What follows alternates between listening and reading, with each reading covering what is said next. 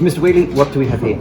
Okay, so this is an example of a Students Learners Toolkit with the 5 strategies on the back and the tools that relate to that. So strategy 1, retrieve it. We have a brain dump pad in there for retrieving memories and learning, and students at this table are working on flashcards to help retrieve their learning as well. Strategy 2, we are spacing our learning. So we use a study planner for spacing our learning and revision. Strategy 3, we have the jumble it timer. So we have 5 or 10 minute timers for jumbling up our study of a topic.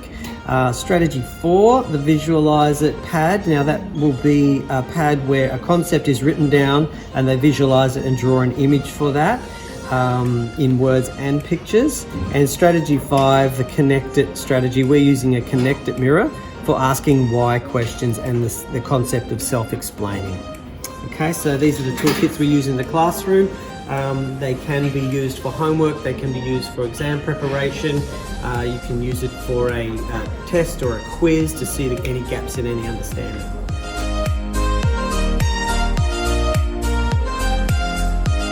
Brain dumps are using the retrieval process in the brain where students work to retrieve and remember information. So when you study, if you read your notes and copy them down, it's a false sense of security. You feel like you know the content, whereas if you remove the notes and you try and recall the information on your own, which is like a brain dumping out what it can remember, your brain actually has to work hard. You really are testing what's stored in there and what's not just written down. That's right. So it's removing any sort of prompts, and then you can refer to that with your notes and go, oh, I got that, that's good, I need to work on these other concepts. Okay, we're here at Year 6 JOW class doing a brain dump on electrical circuits. Let's find out how it works. All right, what are you working on here? I'm currently writing down everything I can remember from when we learned about electrical circuits. So I've written down wires, I've written about short circuits. So you can write anything that comes to your brain? Yes, anything that comes to my brain about the subject we're learning about. Hence the name brain dump. Yep. And how many things do you think you might be writing down? Maybe about 20 or 10, if I can remember them all. All right, cool. Let's see how your friend's going. So what about you? What have you thought of so far? I'm right now writing down the symbols for a circuit wire, and there's 3 different symbols to represent this. Okay. Are you challenging yourself to fill that whole page? Yeah. Okay, so how many words do you think you're going to come up with? Or concepts? Probably about 10. About 10? Okay. And how long does this process take you to do? Maybe 10 minutes, maybe 20. So it's really just get everything down on paper Yeah. that you can think of as fast as you can? Yeah. Okay, cool. All right. And how about you? What are you doing? I'm just drawing a scientific diagram of how a light switch works, and trying to draw a parallel diagram of different types of light switches. Okay. And just writing down words that I can remember. Do you find the brain dump feels like pressure, so it makes you think more and come up with more words? Yeah. Okay, so that works for you? Yeah. And what about you? What do you think about the brain dump process? Do you think it really helps you think and Yeah. write things down? Yes. Why is that? Because I can really channel everything that I've been learning into here. Okay, so just focusing on one thing, you just get as much out as you can. And what about you? What do you think about the brain dump? Do you think it works for you? Yeah, because the more I remember to put down, the more I can think about it. Yep. So if I think about a lot of stuff, then I can remember it. Now what about the flashcards? Okay, the flashcards are a way of taking a concept and writing it down what the concept is, and then any applications of that concept. So for example, we're looking at in HASS creating a product or examining a product that we use and buy, and then looking at the environmental impacts of that product in the different stages of production, so primary, industry, secondary and tertiary, and at each of those stages. So for example, students are making a flashcard of what their product's impacts on the environments are in the primary stage. So they may say on their flashcard on one side, the primary stage of creating a pencil involves timber logging, and on the back, the environmental effects of them may be loss of habitat or the pulping of the timber may cause bleaching may affect the environment. So it's a concept and its implications. Okay, Angelina, what are you working on? I'm working on the primary stage of my product that I'm doing for my house assessment. Okay. And I've chosen to do crayons, Right. which in the primary stage you need to use raw materials. Okay. So the raw materials such as like the paraffin, wax, and wood to create the paper and the coverage of the crayons. Okay. And I've just written flashcards on them. Okay. And I'm just about to start writing the effects on the environment. Okay. So what's the idea of a flashcard? Like, what's that about? It's basically rereading what you've written and trying to retrieve what you've written down on your flashcard. And it's just to help you learn it better. Okay. So you find by writing it down on your card, it actually puts it in your memory better? Yeah. Okay. Right. Because my head just kind of remembers the muscles that use it. Okay. So have you read a book or something online and condensing it down to this, or is it just what you've known from like class activities? We did research on websites about our product, Okay. and this is just like little dot points of what I've remembered. So, Okay. Right. And how long does it take you to do a flashcard normally? for one, maybe like 2 to 3 minutes Okay. to get all like the details down. Okay. And how many flashcards will you do on your project? Probably about 3 for each stage of the product. Okay. Cool.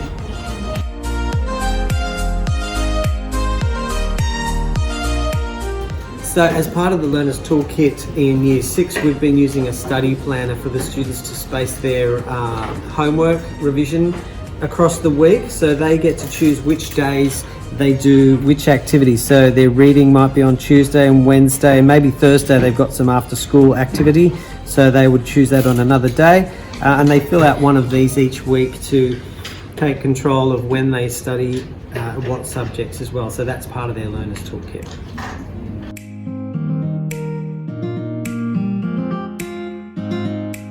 Okay, Mr. Whitley, tell me about the Learner's Toolkit and how you're using it in the classroom.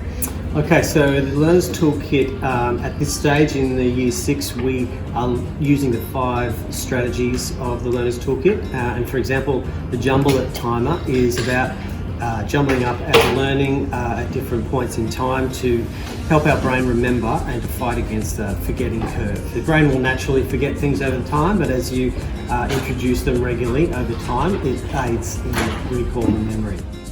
Okay, boys, while you're working on your flashcards, you want to take a 5-minute break for Jumble It timer, 5 minutes working on the times tables that you need to revise most for this Friday's assessment.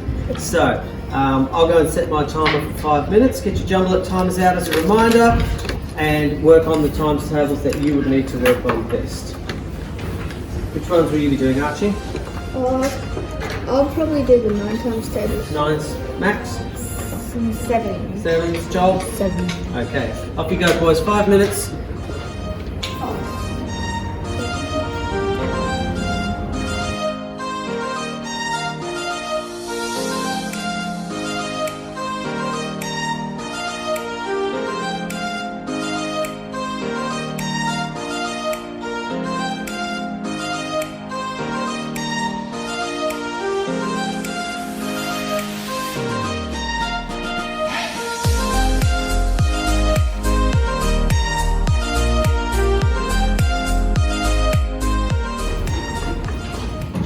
Okay, boys, we've come to the end of our 5 minutes, so let's return back to your flashcards that you were working on as well. And maybe tonight for homework you can do a 10-minute Jumble It timer on the same times tables to consolidate that concept. Okay. Back to work. Thank you.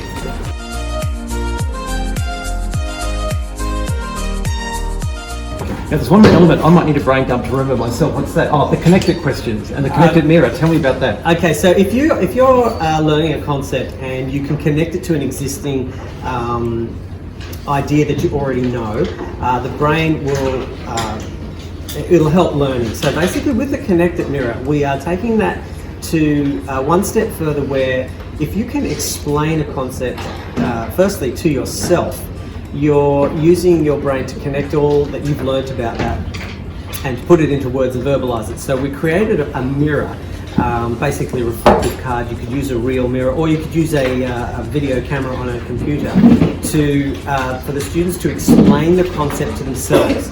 and then they can explain it to their peers or their teacher. And what that's doing is bringing all their knowledge together and really helping them make those connections. So we call it the connected mirror. Okay, girls, how's your revision going for Friday's assessment? Good.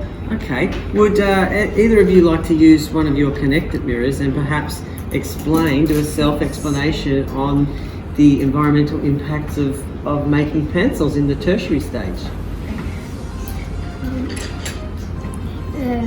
It affects the environment because the packaging of the pencils is plastic and cardboard, and the plastic will go to landfill and could fly out of landfill into the ocean. And if sea life eats it, they could get sick or even die. Great. Do you want to try and explain that concept now to Lucy while I go and check on the other children? So you're saying like the plastic ends up in landfill and can fly into the ocean and affect sea life. What kind of sea life will it affect? Well, it could affect any sea life really. It could be the fish to the penguins to really anything. What about the cardboard? I think the cardboard, the pulp in it doesn't biodegrade properly, and that can end up in landfill and be back in the environment because it doesn't biodegrade. Yeah. Great, prepared for the test. Yeah. And how do you find it works in the classroom? Has it been successful, or is it still pretty new? Look, it has been very successful. Yes, we've trialled it in Year 6 since Term 1 actually this year, and the children have found the flashcards very helpful.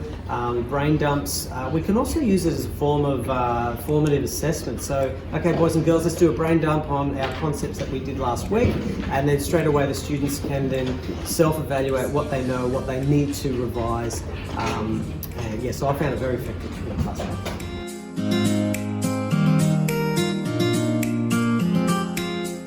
Back in Term 1 HASS, we first introduced the Learner's Toolkit, and we were preparing for a test, and we used the Learner's Toolkit flashcards, and I was revising them every day, and I did really well in the HASS assessment that we had.